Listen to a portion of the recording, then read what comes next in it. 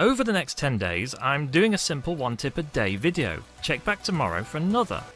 In today's video, I want to introduce you to tree support and why you should use them more than you probably do, but also how to tune them to work better, to come apart easier, and to use less material. Tree supports have been available in Cura since about 2019, give or take. After being experimental for a while, they are now very standard, but they aren't default.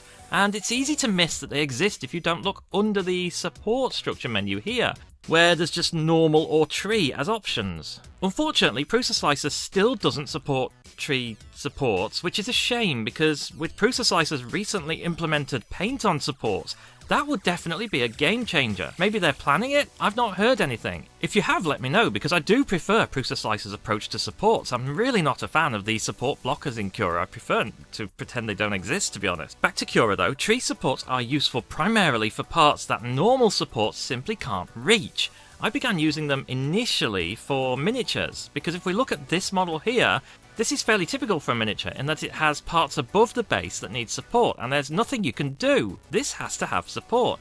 You can tilt it, but you're likely to have to do a lot of work to get to an angle that doesn't require support from the base, if that's even possible. Now I know you have this option here in Cura that you can use to allow you to put supports up from everywhere or from build plate, but I recommend that you almost never use the everywhere option. Why? Well, it usually messes up the surfaces supporting from, but worse than that, you often end up with a lot of supports in places you either don't want them, or places you can't remove them from. Now this is a short video, so I must stay focused on the topic at hand. Tree supports are by default usually set up in Cura to be way too thick. By that I mean dense. Take this mushroom for example, and I'm not an expert in mushrooms for sure, but I am an expert in not being able to remove these supports. Look at them. There's no way you're going to get these off without damaging the part, and even if you do, you're probably going to cut yourself in the process. This is not a tree support problem, this is a settings problem.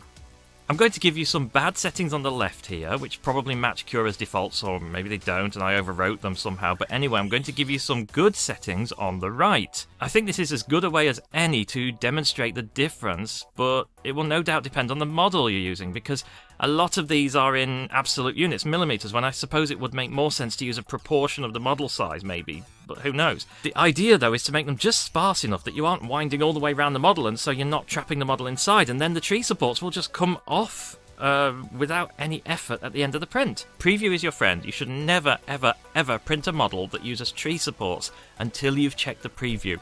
Every time that I've done this without checking the preview, it has gone wrong, and that's how we end up with things like this. Moving on though, tree supports almost never look right in terms of the part where the model meets the support. If you take this cat, you might remember from the last episode, I think it's in a different pose, but you know, whatever. These supports really don't look like they will work because of the distance here, but they pretty much will.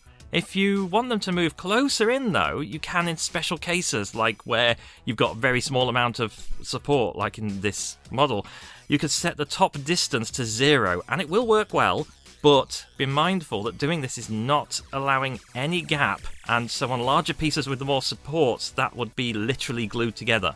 So a general value of around 1 layer height of gap or more is ideal in those cases. If you notice the darker blue stuff here, that's the support interface, and it's set separately to the support itself with all sorts of settings for density and resolution.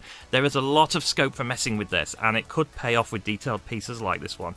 Unfortunately, this is another bunch of settings I can't recommend specific values for, as it's going to really depend on the model. You could need vastly different values.